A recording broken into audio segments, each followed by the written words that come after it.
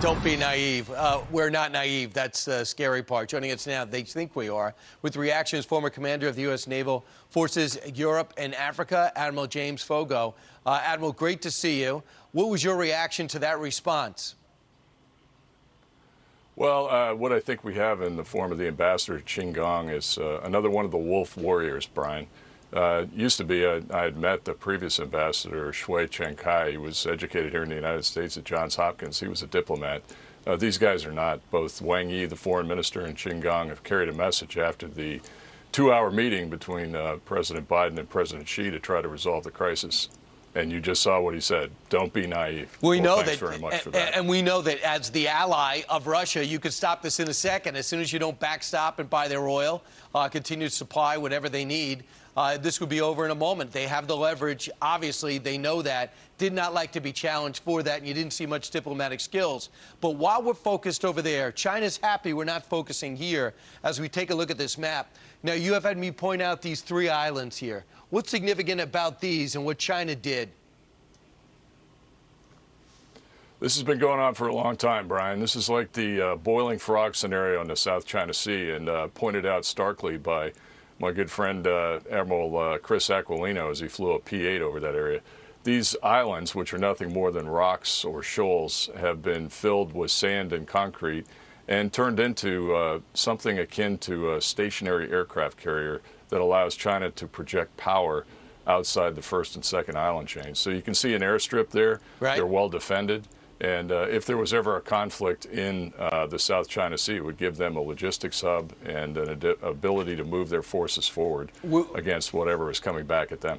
What fleet, 5th or 7th fleet that we have here that continues to patrol in international waters, correct? Where are we allowed to go that is not China territory? We're allowed to go through here?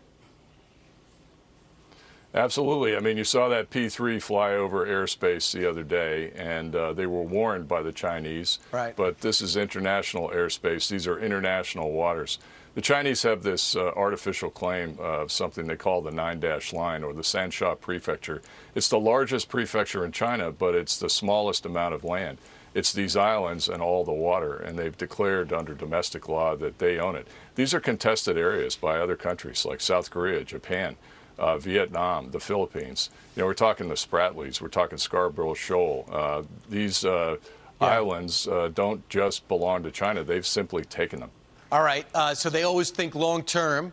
They're looking to defend. Are they under the assumption we're going to attack, or is it all about Taiwan to make sure they block any type of defense? Well, I think this is a part of a broader strategy that allows China to project power and become a global power, and also to threaten Taiwan. You know, you've heard that China's one China policy, which we observe, is to assimilate Taiwan by 2049.